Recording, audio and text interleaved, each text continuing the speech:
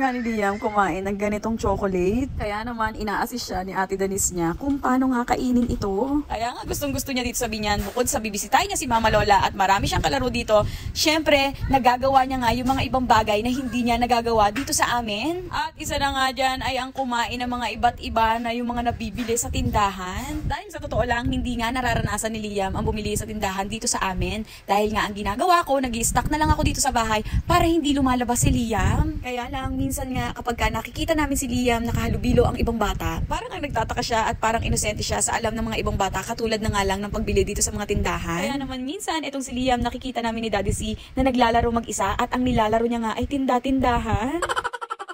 Minsan nga, pag nakikita namin ni Daddy C, naglalaro si Liam ng tinda-tindahan. Kapag bibili nga siya, ang sinasabi niya ay bayad po. Tapos, ang sinasabi niya naman kapag magbabayad siya ay pagbili po.